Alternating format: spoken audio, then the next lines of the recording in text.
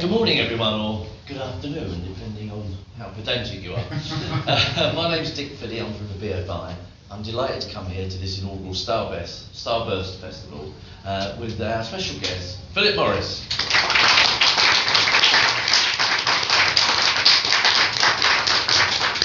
I somehow gathered this would be a male-heavy collection. It's nice to see.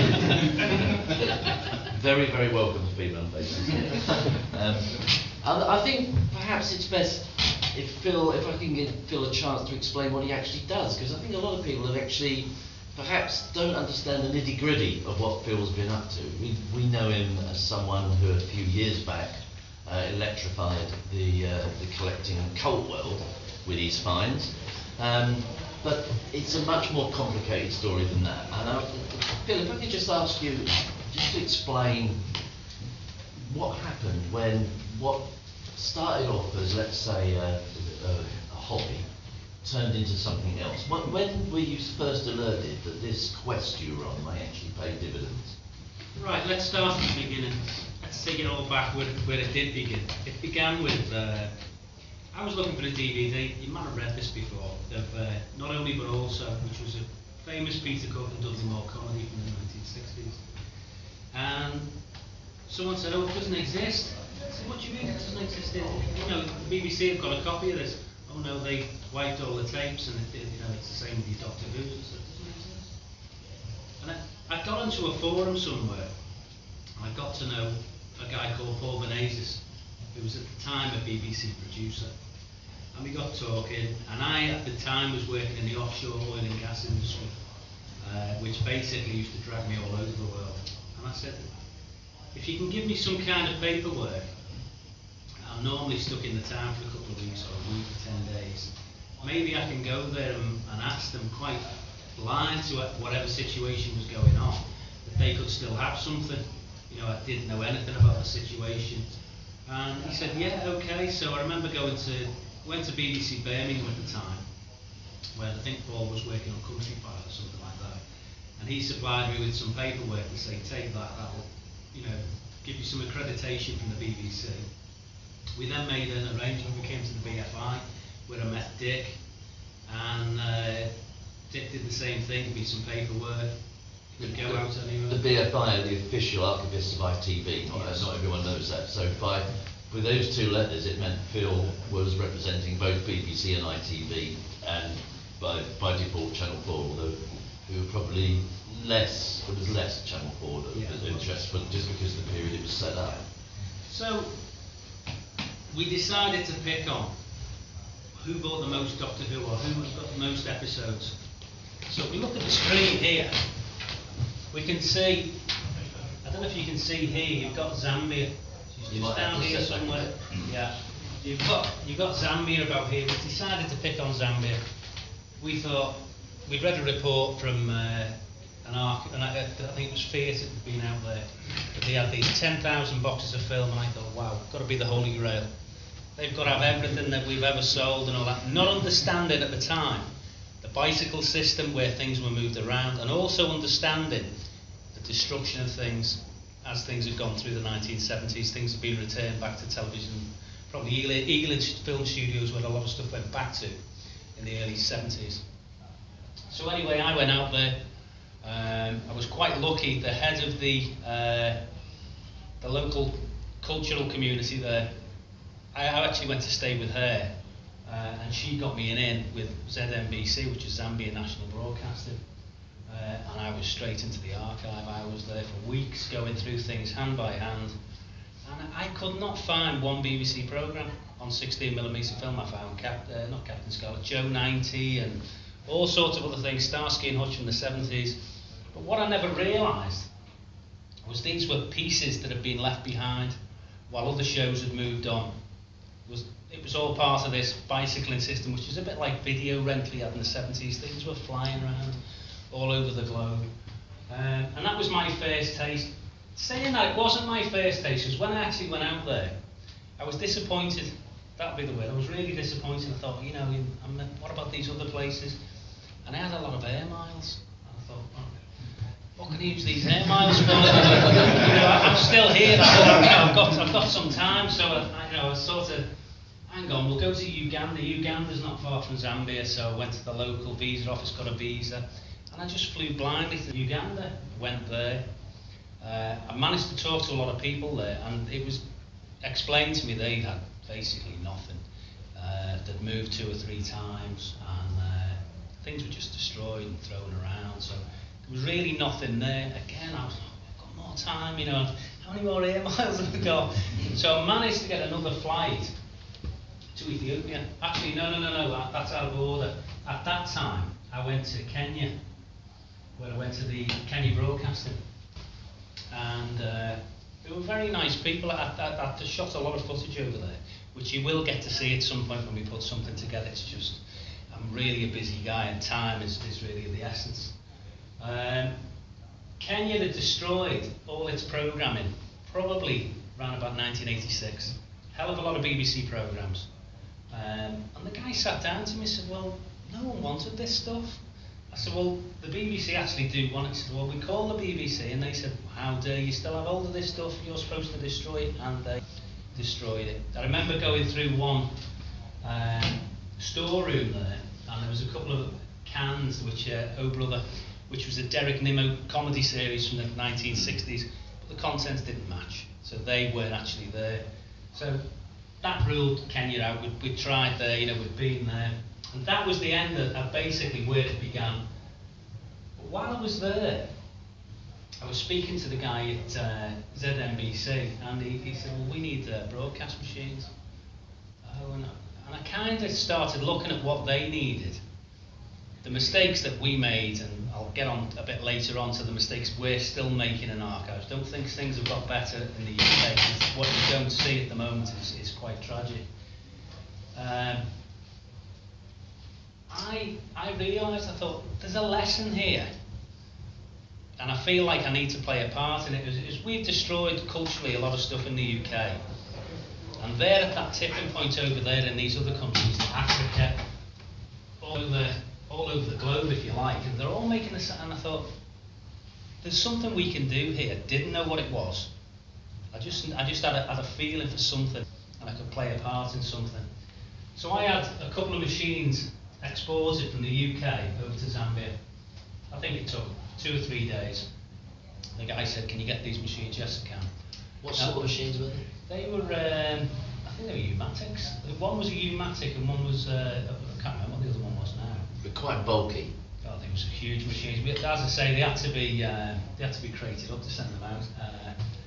Basically, they were exported over to Zambia, a couple of days. The head of the station said, these machines are here. I said, yes, that's what I said. He goes, no, but they're really here. Those people are used to people saying things and not delivering on them. So that's the first protocol that I realised. If you're going to do something, say you're going to do it and deliver it. That way these people will get confidence in you, and then you'll get cooperation. It has to work like that. So basically, that's where TIA was born. I mean, I was still working in the offshore oil and gas industry. I was still working in Nigeria at the time. Around about 2006, I had a little event that changed my life. I'd finished work at midnight. I went to my bed, and a big alarm started sounding on. I thought, oh, it's a drill. We have lots of drills in the offshore oil industry. So it wasn't a drill. As I opened my room door, there was a 7-foot black guy there with a big load of bullets around here and an AK-47. I thought, this is it's getting a bit real, this. So, to cut a long story short, we were dragged out and there were bullets being. It was like something. To be honest with you, I've got to say this. I normally take a box set out with me, and I did back then. I took the James Bond collection, and I'd fallen asleep just at the end of The Spy. The Spy Who Loved Me, which anyone can tell you, it's got the 2 submarines in the underground, inside the ship, and there are bullets going off everywhere. And I thought it was the television, but it wasn't. And it was just like that was going on, and the real thing went on. Anyway, it was a life-changing situation for me, basically because I've never been in a situation like that. I had people with guns, I didn't have a gun. One guy knelt me down, he had a gun to the back of my head, he said, tonight's your last night, tonight you're going to die. And I was like, whoa, I can't really deal with this, so normally you can change what you think. Anyway, cut a long story short again, we were taken up the Niger Delta, we were there for about a week while a ransom was paid, and then we were all flown home. And I couldn't really process this. This was all, ooh, what's going on here? So I ended up with, I would say, a mild form of post-traumatic stress. I just withdrew. I was someone that thought at the time, there's something I'm not dealing with here, and I was trying to work it out. Eventually I did work it out, and I decided I don't want to do this anymore. And the missing episodes things and the recovering the programs, I thought, that's what I'd like to do. And strange as it sounds, I had to go for counselling to talk about what had happened. But we didn't really talk about that. We talked about missing episodes. My counsellor, there was more about Doctor Who and power than you could ever believe. And that's what he did. And he goes, you know what, Phil, you've got to do this. And this was a guy who was at the head of the whole, with a big position in the NHS. And he was going, you've really got to ask me, I'm going to do this, and I'm planning my first trip. I'm doing this. But anyway, so I finished in the offshore oil industry. I got a little bit of a payoff, and I decided that money's going to go in here. This is something I believe in. I don't know where it's going to go, but it's something I want to do. And it was therapy. It was therapy in a way. One of the first pieces of therapy was Nigeria. Part of me, I'm going back there because I'm going to face this straight down. And it did, we made a lot of good contacts. It took a little bit of time. We made a lot of good contacts there. And part of the project, I met a guy there called Bello Sule, a good friend of mine. He must be about that big. Very strange for an African guy because he's got bright blue eyes, black, bright blue eyes. Really nice guy, and I did the same thing. He said, look, we've got a problem. We've got a lot of material on Umati. We need to be able to play it. I said, I'll get a container, I'll get 12 machines sent out for you. Okay, back home, organised all the stuff, got everything packed up into a container, got it out there. I flew back out again, and he said, the stuff's here. I said, I know. He said, but it's here. I said, I know. He said, you've done what you said. I said, well, that's what I said. Right, okay, what do you want to do? I said, I'd like to go around every single one of your relay stations and just to see what's still out there. So he said, no problem. So there's a car, there's 2 guys, bodyguard, all the rest of it. And he said, don't travel at night, just stay. They'll take you to a hotel. So we did that. And I travelled from every single station. I mean, it's quite, certain parts of Nigeria are quite, shall we say, tasty in the, it's not really safe. Especially, Jos, where we were at first, is okay. But as you go further out, it can get a little bit hairy, but I kind of live like that, so it's not really a problem for me.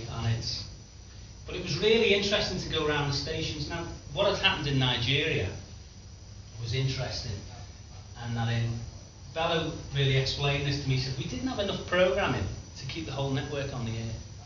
So in the telecine days, what we used to do is things used to move from station to station to station. So we'd have something to broadcast. So interesting. So he said, I can't tell you where anything is. He said, once the telecine system stopped, the machines broke down.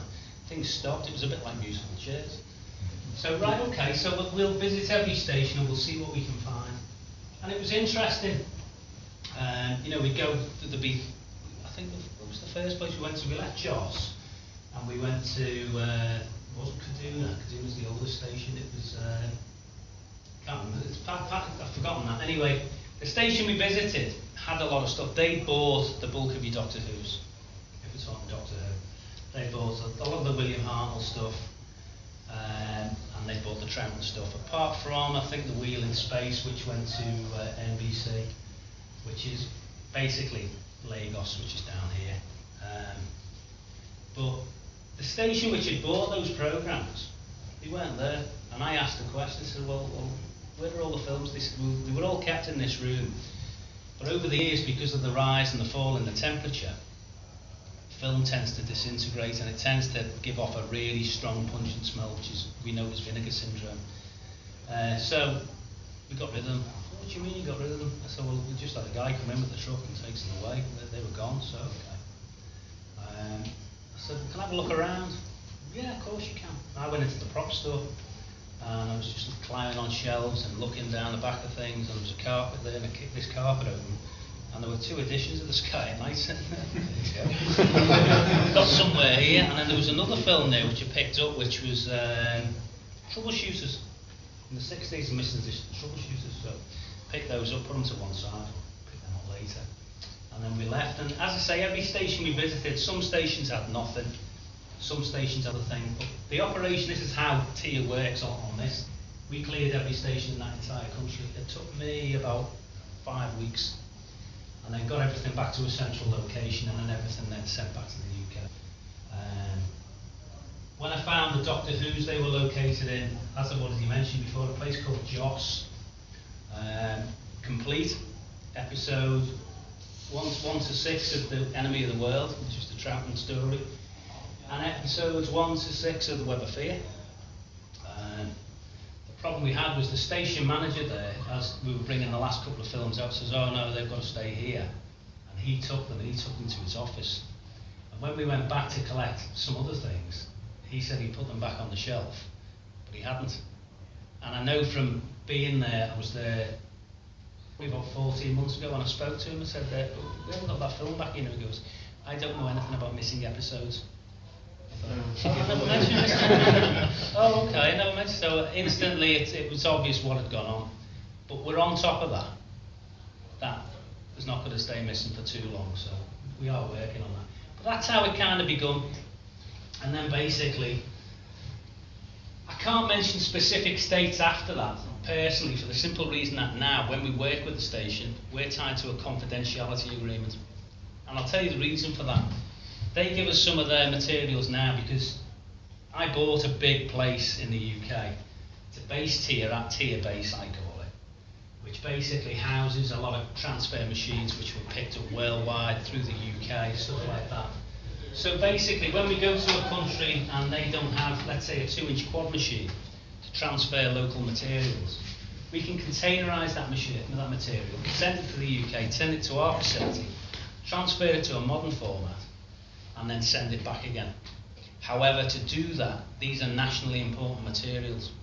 So it's got to be done confidentially, it has to come in.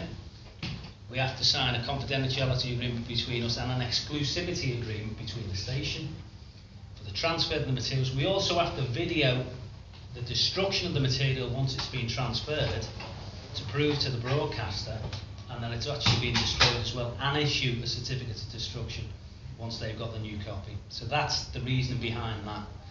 We have to keep that basically quiet. Oh, sorry, go ahead. Just a question, is that due to the sort of retrospective copyright that the stations are worried that they'll get sued because they've held onto the material? Their worry would be that a copy gets out.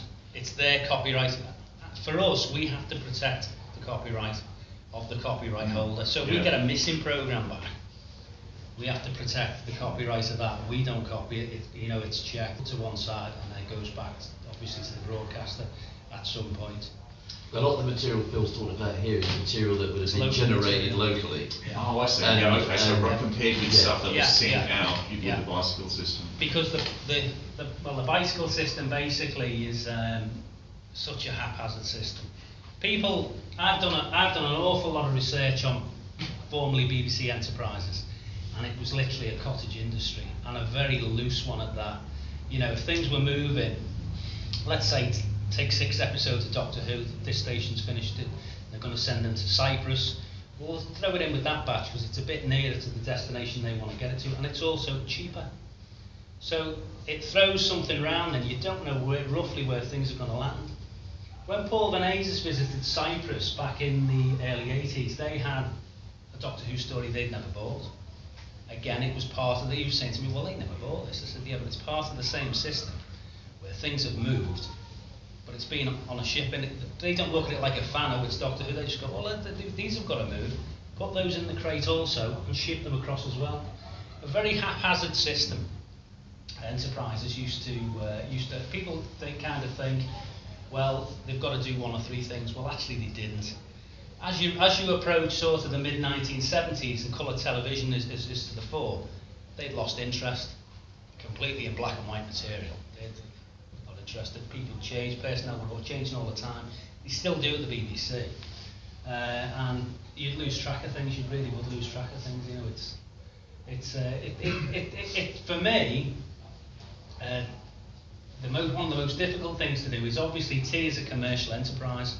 I created the commercial enterprise so it would do the right thing with getting the missing material back. That's its real backbone.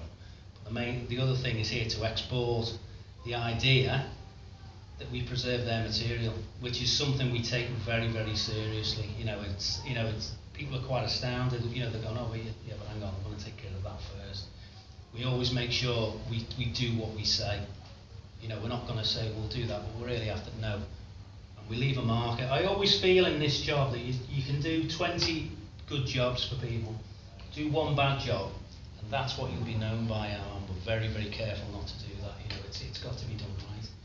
But it's one of the things you were saying, because of the haphazard nature of what happened with the bicycle system, yeah. and the haphazard nature of the way International used to work then, yeah. it means that you can't really follow their paper trail. No. Because everyone starts out thinking, well, I've got a paper trail from the BBC, I know where this stuff was sold, I'll just follow that trail. But you found that you couldn't do that, could you?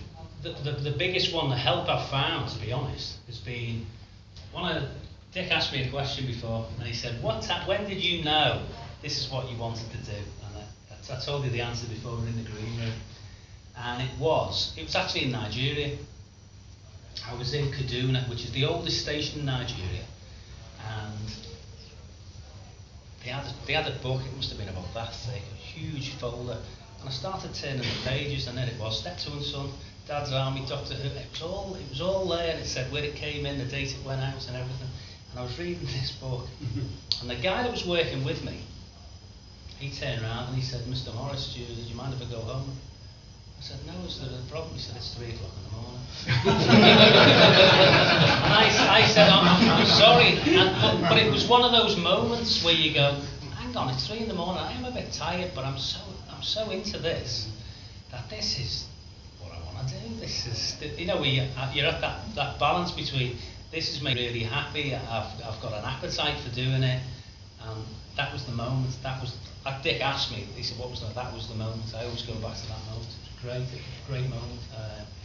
It was a great place to visit that. It was, to be honest with you, I went in one of the archives at Kaduna. It was something like out of Indiana Jones. They had like a small film vault, and they had this old wooden door. What's in that? No one goes in there. Why does anybody go in there? Get the key, it's a big skeleton key, cracks it open. And this place was full of cobwebs and all the rest of it. And I remember sorting some film cans out like that, and there was snakes on the floor. Literally, someone goes, "Watch out for the snakes." I thought he said something else, and I was, oh goodness me, like that. Literally broken windows on the place, but it was things like that are fascinating. You can't really get to identify. I mean, there were films there. There was that much dirt on the reel because it was out of the can. You couldn't identify stuff. When it came back to the UK, then we were able to clean the leader and obviously identify what the programmes were. I think there was a lot of old RKO films and stuff like that. But that's another problem. I won't tell you the country because obviously I can't, but it was a desert, I'll tell you that. I was at a station and we're doing a job there, and I said, according to my information, you bought this, this and this. He said, we did. He said, we threw it out in the early 1980s. Okay. Where do you throw stuff here? Where does stuff get there? It goes on the desert. Okay. So, guy working with me called João Hernandez, an Indian guy who's worked there for many years.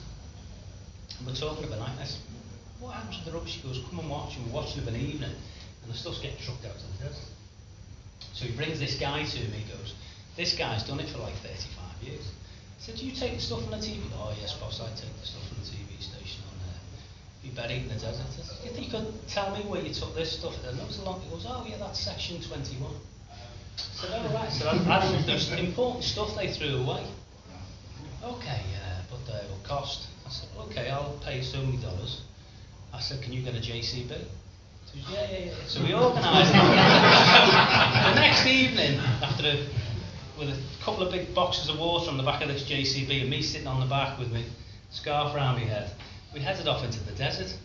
And we're sitting there at 3 o'clock in the morning digging this thing out, and we actually found a lot of, I don't know what it is yet, because as I say, it's got to come back and be catalogued, but that's the extent that we go to. Was that film or video that you found? It's film and videotape. What it is, you know, if it's the exact stuff, we don't know until it's. They can say one thing on them, but let's see when it comes back. As I say, you've got to go through these things meticulously. But that gives you an idea the extent I go to. You know, there's a story. This originated from me. You'll remember a story where someone said one of the Doctor Who Yeti stories was shown at the cinema. That originated from me. I was working, when I used to work offshore, it must have been 86 or something like that. I had an old fanzine, and one of the local guys in Nigeria said to me, he said, "Oh, I've seen that in the cinema." And we actually traced it back to a cinema in, I don't see it on the pen actually. It's Nigeria. It's a place called Warri. It's roughly about here. It's in just outside of Lagos. But we did chase it up. What it would have meant was those films that were taken from Kaduna and thrown out really weren't. Because I asked Bello about this. I said, "What are the chances of this?" He goes, "This is Nigeria." All he said, he goes, "This is Nigeria." So basically it said to me that anything they could sell or salvage in a local cinema, then they would do. So that's not really finished yet. I've got somebody keeping an ear to the ground on that, because I think there's a little bit more to do there. Whether anything will come of it, let's see. But that's another thing as well, that you've got people in those places now, haven't you?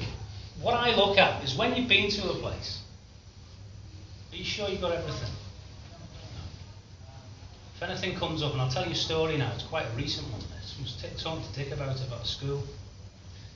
Always have people left on the ground. If anything comes up, I want to know about it, and then we'll move back in again.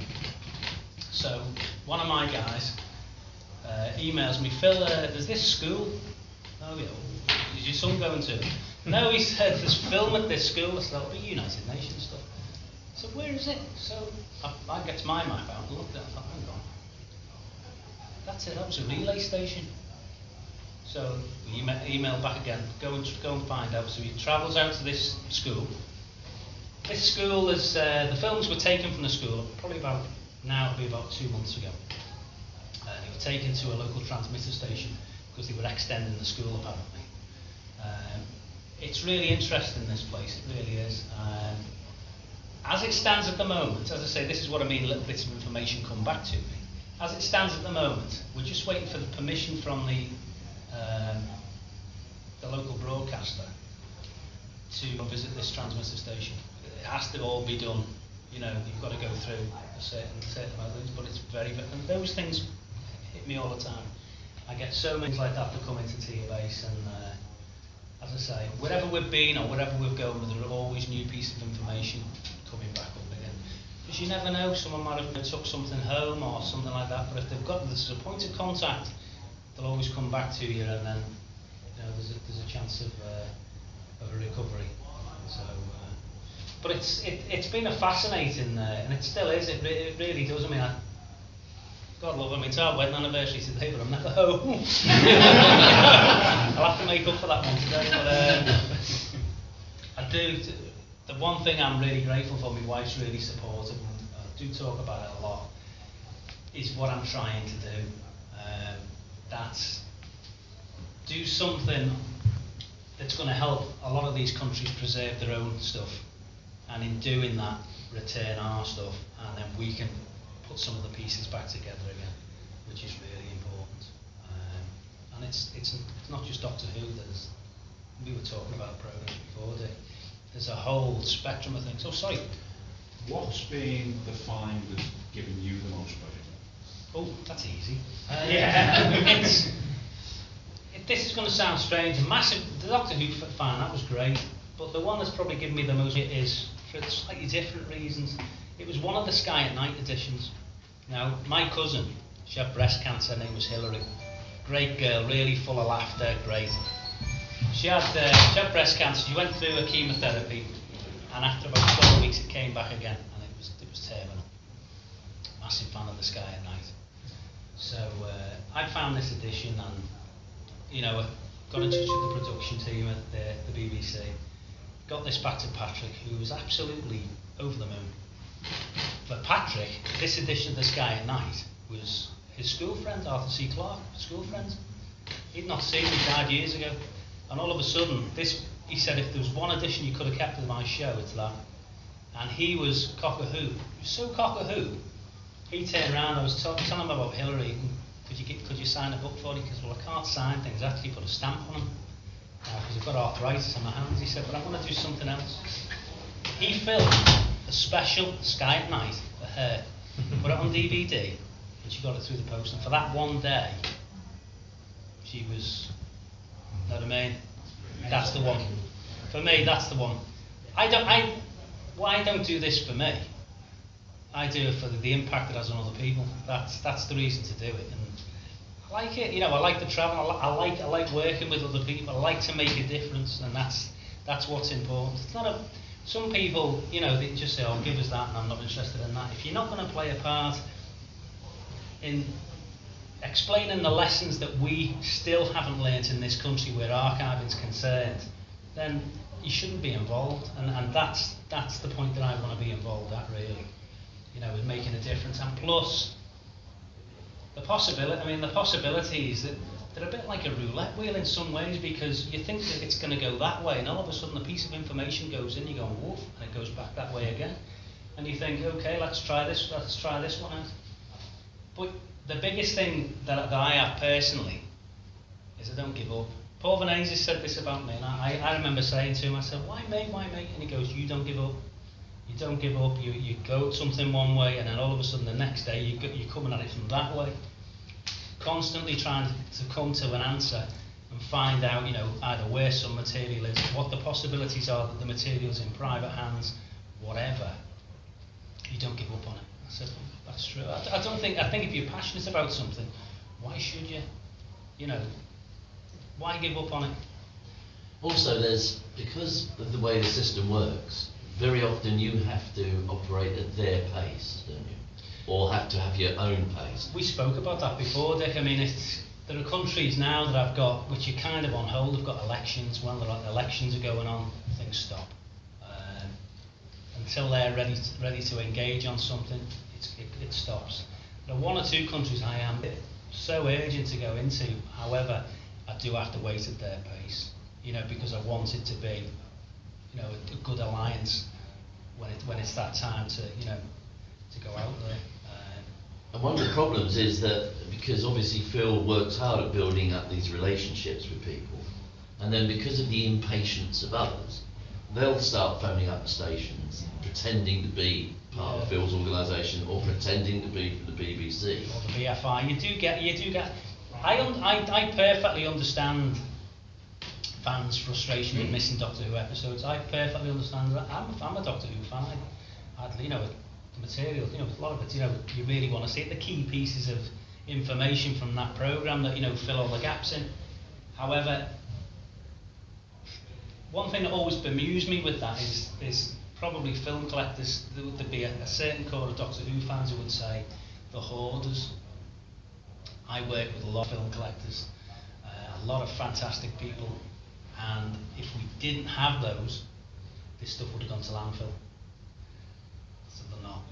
These people we need to approach, these people we need to find a common interest, common ground, and you'll get a lot more back. You really will. I get so many contacts with film collectors in the UK and overseas saying I've got this, I've got that, you know, and we keep it really. I always say to people, whatever you say to me, or if you're dealing with tea, it's usually me as the front man. It's confidential. I'm not going to turn around and go, oh, you've got this, I'll never do that. It's your choice to do what you want with the material. However, thank you for culturally preserving it. Please share it, you know, but I'll leave the timescale to you, and I'm not going to pressure you or anything like that. You know, if you want help with the transfer of a programme, just call me. I'm there 24 hours, and I'm always there to help. You know, so as I say, I'm about bridge building. That's what the important thing to do with this, really. And the other thing, because of that, because of the nature of dealing with private collectors and dealing with old collections, one of the sort of fringe industries you've got into is the machines themselves, isn't it? Oh yeah, I'm terrible for this. It's basically I've gone into I thought to myself, I want a copy of every machine ever made, be it, you know, the professional stuff or the domestic stuff. Every video recorder, which we've now got. The Pitot Scott was the last one that came. I've only got one of those so far, but I'm looking for to get another one. But I'll have, let's say, a Philips 1500. I have 30 of those machines, all checked out, stacked up, ready, so everything can be transferred.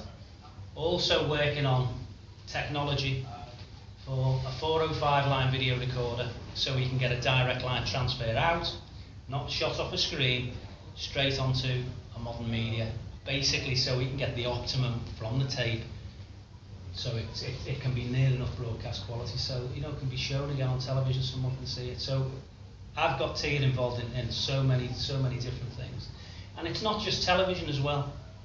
You have to remember, when I travel around the world, they always say, you know, the UK very industrious, and for such a small nation, you know, it's colonised 9 out of 10 countries around the world.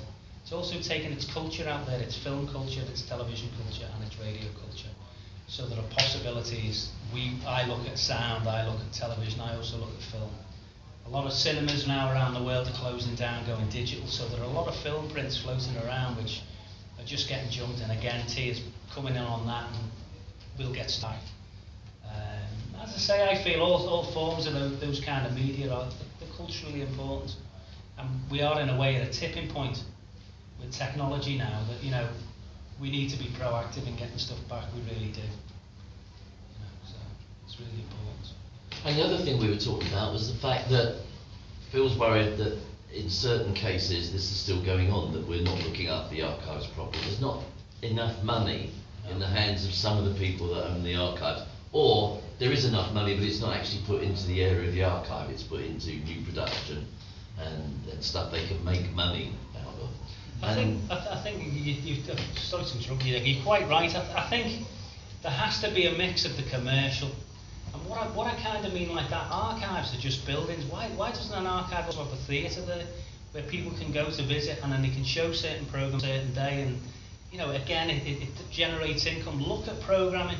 How can we remaster it? How can we get it out there? How can we, you know, it generates income that portions of can go back into the investment of an archive. It should be a living thing. A television programme, like I spoke to Dick about before, it's a bit like a listed building. Some programme, Doctor Who's a listed building, you know, it really is. But if you walk past it every day and you saw bits of it falling down, the council would soon put a compulsory purchase order there and say, listen, if you don't sort this out, we're going to take this off your hands. And I feel archives should be exactly the same. If broadcasters have bought an archive, cherry-picked a few things, and they're letting the rest of it just go to rack and ruin, that should be stopped. It's not my culture, it's our cultural heritage. And once it's gone, that's the end of it, you know. So there's a bigger debate to be had on all of this, it really is. You'll hear broadcasters go, there's no money. Well, that's not an answer for just leaving it. If you can't do anything with it or don't have the money, then either sell it or move it to someone else who probably does have the wherewith for doing something with, you know, these formats. You know, it's a big debate we need to have. It's still, you know, we've had the big purges from the BBC in the 70s, but it's still going on. It's still, I mean, we were talking before, you know, it's, I was privileged to go to Pinewood Studios last year, and I saw some of the archives, and they were in an appalling state. And the stuff there is national heritage. It's in an appalling state. You know, and I'm thinking, I'm trying to beat the drum around the world. Don't do this, but we're still not at the front of the queue back here. We really need to do better. Now, with the way that your business works now, and that you're doing so much work digitising their archives and preserving their heritage. Actually, sometimes it's not sort of digitising. They've normally got the same. They'll actually input the material back in. We'll just transfer it to a format where it could be on a digital platform, but sometimes it could be just a tape format. It just depends. As I say, it goes from job to job, whatever they specify they want to do. But with that being such an important part of your business, obviously when you've sent material home, You haven't yet got to the point when you've gone through it. No, not a lot of Have it. you any idea when you'll get to that point? We are getting to that point now, but you've got to understand when stuff comes back, there'll be a lot of foreign programme, then things are going to be segregated. I think things have got to be looked at and see what condition they're in. There's no point in saying, oh, we found this if the film's shrunk and it's damaged, or the film's going on the rewind Or machine. it's like the Morecambe Wise. The Morecambe and Wise, that was a classic example of Morecambe and Wise, yeah. It was an appalling state, wasn't it? It was liquid. Toxic, shall we say. Toxic. They had to take it out of the archive and bury it. Toxic. Now showing at Sellafield. It was poisonous, yeah, it was really... Yeah, it wasn't a bad state. I'm quite confident we'll find a copy of that episode, to be honest. I'm quite confident. Yeah. So you're doing that at this moment that you're doing both. You're helping them, making sure that you're returning the favours, as it were, making sure they get the machinery. I think that's really, really important. If people say, I've been in with a lot of hard-headed director generals of TV stations, and believe me, I'll say 15 minutes like that, you'll go in, and I've come out and I've converted them. I've basically put it to them and said, this is your chance to put your name to this, and it was your name that made the change, because if you don't, this will all be gone. It's in such a state. And there's my mobile phone, there are pictures I've taken, and I didn't know this, I didn't know that, you know what I mean? Because in a way, you're making them take ownership, which I think is an important thing. You know, you're the man in charge, this comes back to you. I said, in 20 years, they say, well, this guy was in charge, and, you know, and all of a sudden they're like, oh, let's get something done. You know? So it's important about them. You can walk through an archive and see cans of film, they don't say anything to you, it's when you put them on the machine, you play them, and there's a pictures of the past. You're picking out also, I find it fascinating. I mean, oh, look at that, I never knew that was like that. You know, it's interesting. And you've got to basically enthuse these people. That's part of what my job is, to make sure that they buy into their own culture, just as much as we do with our missing programmes, Doctor Who, or not only but also, or anything else. And just to underline it, it's not just Africa you're talking about, is it? Africa was a long time ago. Yeah. No, not at all. You're talking the globe. Talking the globe. You know, you're talking everywhere. You know, absolutely everywhere. I mean, there's nowhere I wouldn't go, given the right situation to head into. I look at that map. I'm not going to point anything out. But look at that map and think you've covered quite a bit of that, really. You know, you've covered quite a bit. Some places I can see, you know, are still ongoing, and yeah, it's interesting. You know, it's there are some places that are really interesting, but there are wars going on there at the moment, and they, you know what I mean, they're quite unstable. So you've got to kind of get a contact over there, wait your time, and then when the window comes round, then in. Make sure everything's pretty secure between the hotel, the station, you know, you're travelling in between. Do what you've got to do, and get one of your guys in and get everything out and head out as well. So it can be a bit tricky sometimes. I do hope you're still keeping the air miles. I do. The thing is, I keep using different carriers now, so I dared show you my wallet how many different cards I've got for all sorts of airlines. But, yeah. Cool. Right, I'm going to put it out to questions from the audience. Anyone's got any questions? Yes, sir. Yes. Yeah. Have you ever found any evidence of lost TV in other countries where they weren't actually supposed to go to? Well, a classic example is, let's say Doctor Who was Cyprus. That wasn't me, that was Paul Venezis. They'd actually had stories there that they didn't purchase. The reasoning behind that, I think it was moved as a lot, and that was with it, and then we'll send that back to somewhere else. Things moved around really haphazardly. It's a money-saving exercise. If they think it will eventually get returned to the UK, they'll just lump. Yeah, that's all it is. It's a money maker. It's money. You've got to forget they don't look at it like Doctor Who, or not only but also, or you know, maybe May Grace. They don't look at that. They just think, oh, those films are due for, send them all together, and it's generalised. That kind of thing. Although we said the paper trail wasn't that much useful from the BBC, you made your own paper trail, didn't you, from transit notes? Peter Crockett says to me that my office is like Tobias Vaughan's office from The Invasion, because I have this big map. It's to be honest with you, it's almost as big as this, and it's full of pins and pieces of cotton that go like that, and like that, and like that, and like that, and they're everywhere. And I always add a new piece to it because it shows me where I've been. Also, sometimes lucky enough to get the transit books from the stations because I don't need them anymore, and I keep those, and they show me the movement of programs, and it's, you know, you'll see programs, even series, being broken up and going to 3 or 4 different areas. Someone's bought 6 episodes of this series, and someone's bought another 4 as a kind of an audition, and you're trying to track. And the biggest thing in it all, you're not guaranteed to know if it was at the station you're going to head out to, because you might go there and there might be nothing there. So it's just a bit of detective work, really, you know, and you've just got to stick to it. Once you've ruled something out, then it takes it another way. So go ahead. Yes. Yeah, just obviously in 2013 we're all very happy where it landed. I'm just sorry you didn't get episode 3. I really am. That was taken away from me. That should have been 2 complete Well, stories. you did give a slight hint earlier that you were still on the trail. but, I am, yes. First of all, on behalf of thousands and thousands of people, thanks very much. My pleasure. The nicest comment I always get, everyone says, "I'll buy you a pint." I'm actually owed quite a few. I don't drink that much anymore, but I am owed quite a few pints. I guess you could always claim it in milk.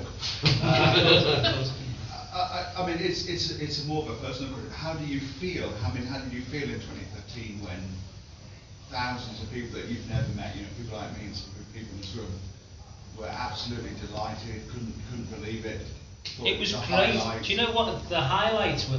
A few things for me. One of the nicest ones, we talked to Edward Russell before, and there was a 6-year-old child at XL in 2013, and he's with his dad. And I was standing in the corridor. Someone asked me for something. I was just talking. And this little boy said, "Daddy, that's Doctor Who's Indiana Jones," like that. And he goes, "Do you want a photograph of him?" No, he'd be too shy. And I made a beeline for him. I thought, how fantastic, because for me, that's another generation who wanted to see this 40, 50-year-old programme, and he's coming into it, and that's what we're all about. You know, new audience, there you go. I thought, fantastic, yeah, but it was great, you know what I mean? I'm quite a level-headed guy, as you can probably guess, and wait a second, there was another guy. There was a guy who emailed me, and he'd been suffering from mental health problems. And he said, this is true, he said, I felt like committing suicide, he said, and I've always loved Doctor Who, and I saw this and I bought the DVD in the shop, and he said it's made my day, and little things, that sounds like a little thing, but to me, I've been through a little bit of that. I thought, that's great. For me personally, I remember mine too with the Cyberman, I think, in 92 when that came out. It was a big thing going to the shop, God, this, you know, they said, missing, exhumed, or whatever, and you were like that, wow, it was like buying the Holy Grail. And I got that gene, and I got that, and I thought, wouldn't that be nice to make that happen for other people? Oh, we succeeded in doing that, you know, back then, and that's nice. It's a nice thing, you know. It's nice for people to be able to watch something they never thought they were going to see again, and I absolutely love that. That's fantastic, especially when it becomes a shared experience. So it's funny, really. My daughter Annabelle, she's 8. Her favourite story now is Enemy of the World. Right. It's incredible. Now, I'll tell you a story about Enemy of the World. When we were talking with Worldwide, now when you're talking to Worldwide, I expected to go there and there was some guy or a senior woman, and this little girl came out. She was about 19. She goes, "Oh, Doctor, have you got your Daleks outside?" And I thought, oh, no. We're going to run with these. Enemy of the World. What's in it? Like that, and just didn't understand. I said, look, I'll be honest with you, at the time in the 60s, this was written by a really good writer called David Whittaker, who was fantastic.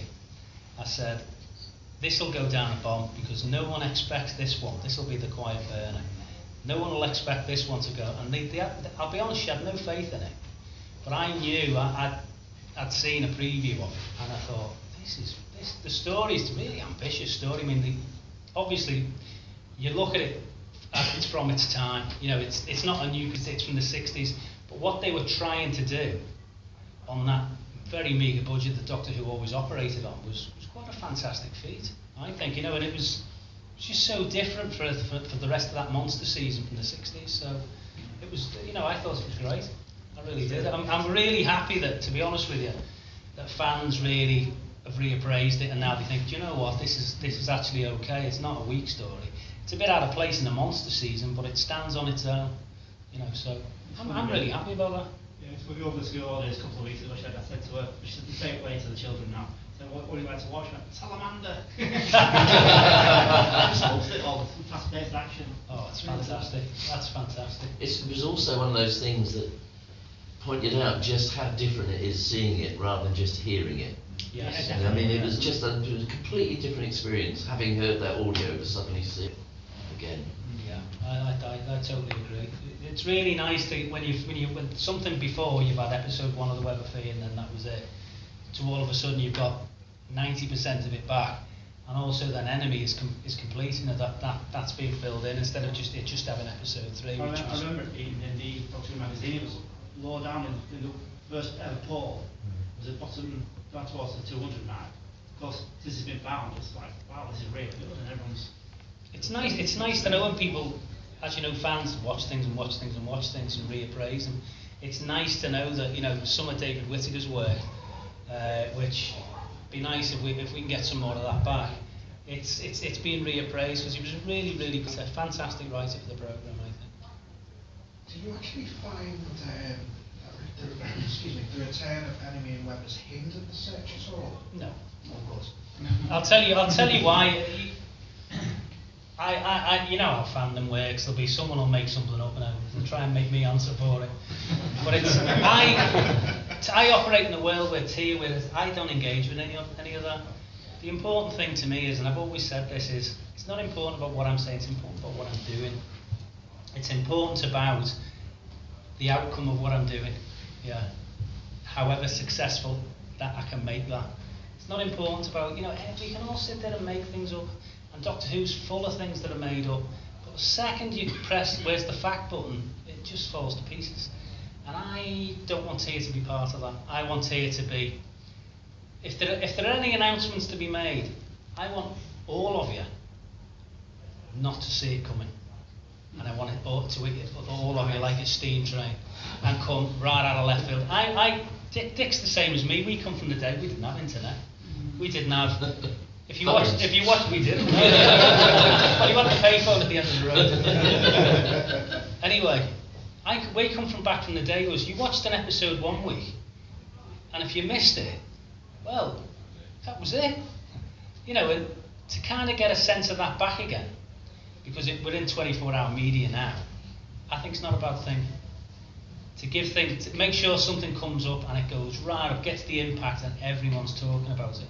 It's a pretty good thing. It's good for archiving on a whole, it's good for the BFI, it's good for TIA, it's good for any other organisation because it highlights the issue which is the core of what we're all really interested in. The recovery's great and it gets everything back to you guys, but it's the core of the problem that we're all obviously archiving itself, which has got to change. It really has. I believe there's a lot of things like Rent-A-Ghost and sort of the old 80s children's programmes which are just. Well, I'll tell you now, I've got every episode of Rent-A-Ghost on Umatic. You got Santa? I probably have, yeah. I think I've got every episode of that. Sitting there somewhere, I think. Sorry, thank you. I was going to ask you if you'd seen evidence of anything such as Public Eye or Callan or any of the Z-Cars, Dixon Dock Green. I thought Nigeria got Callan, however, because of the person they'd had, only one episode came back and it was already an existing one from Callan. However, the problem with ITV is I've not seen any paperwork at all. I am talking to a guy at ITV at the moment and he's looking at things for me, but because of the reorganisation of ITV itself, because everything's based in Leeds now, it's proving quite difficult. However, he said whatever he can help with, he will do, because they're interested in getting some stuff back. Because ITV are getting more interested in archives. Obviously, they're purchasing other bits and pieces of other franchises. So we don't think that. What I would say is this: the door's not closed on anything, and if it's out there and we're in a position, we will get it back. that's mark my words, we will get it back. Definitely. You know, so. Last question. I was going to ask the obvious question, but you've already answered it. When are we getting some more Doctor Who? Let me answer that directly. You'll get it when you least expect it. Exactly. You won't, anyone who's thinking that, oh, we know when there's going to be, well, I'll tell you what, really? So I'll tell you what, instead, I'll ask you this. How does Joanne feel when you tell stories about walking into rooms full of snakes? Not very nice, she doesn't like snakes. She's just glad that she's not there. Fair enough. We were terrifically lucky to get Phil in between dropping. Please thank him.